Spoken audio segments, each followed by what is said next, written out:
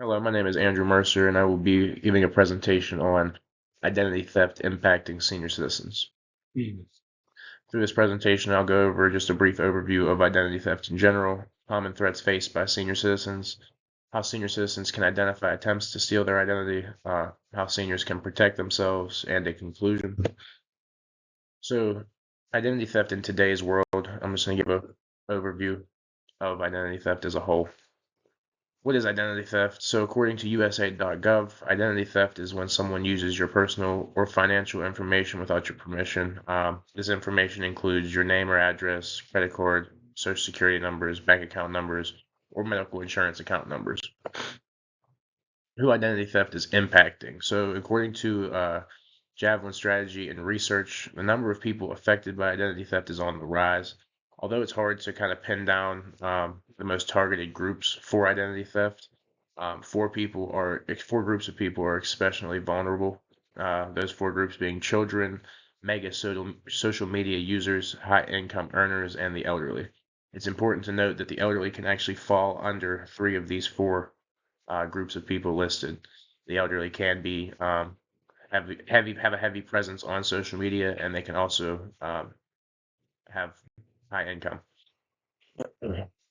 So why senior citizens? According to seniorliving.org, seniors are frequent targets for phishing scams.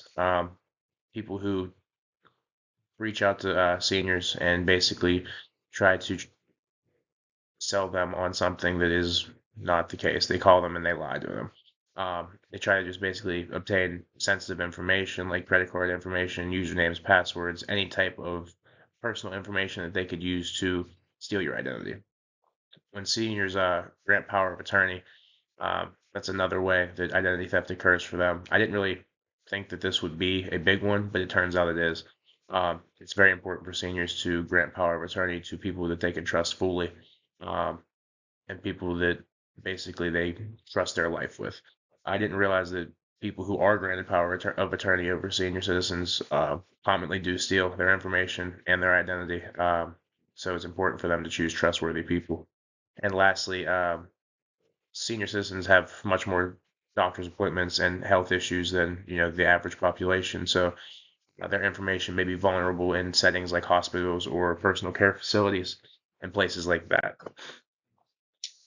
Identifying attempts at stealing your identity. So how can seniors basically stay ahead of these attempts and identify when someone is trying to steal their identity? Medical and health insurance scams are a big one for the elderly. So basically, people will call senior citizens trying to entice them to provide their personal information um, as posing as Medicare agents. They'll also deliver, senior targeted services and open even makeshift pop-up clinics, gather their information, and then use their information to bill their insurance, pocketing the proceeds for essentially nothing. Um, Next, seniors who have had to adapt to the internet and online usage later in their life, opposed to generations like ours who were introduced to it very early, may not be as well versed online as we are. This makes them easy targets for automated internet scams. When senior citizens are surfing the web, it's important for them to know um, that the sites that they're using and putting personal information into are trusted and secure sites. It's very common for seniors to just upload information into sites that are not protected and have a goal of stealing their information. Lastly, according to the FBI, people who grew up, well, I guess would be born in the 1930s, 40s, and 50s, were raised to be polite and trusting. And scammers tend to exploit these traits. They know it's difficult for these senior citizens to say no.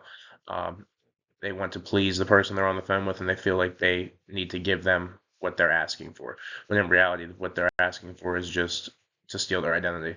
So it's important for seniors to know not to just give their information to anybody they're talking to. Additionally, crimes often go unreported, whether it be out of embarrassment or shame, or just simply not knowing who to call and report it to. So below, I've listed 3 different outlets you can report uh, identity theft attempts to. Next, I'm going to talk about how senior citizens can protect themselves against identity theft.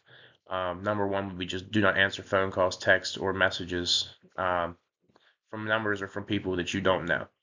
That's the number one way to just stay out of it completely. Number two would be don't share personal information like bank account numbers and social security. Even your date of birth can help lead to your identity being stolen. So just don't give anybody any information. Collect your mail every day, and when you're not going to be around to collect mail, place a hold on your mail or have somebody get your mail for you that you do trust. Next would be review your credit card and bank statements and just try to pay attention to what's on there. You should know what you're buying and what you're not. That's an easy way to detect some type of identity theft or fraud. Um, Understand how ATM skimming works. I encourage everyone to look into ATM skimming and educate themselves on it so they're able to protect themselves when using ATMs in the future. And learn when it's safe to use public Wi-Fi. Not all Wi-Fi networks are secure, and some can lead to your information being leaked to these hackers.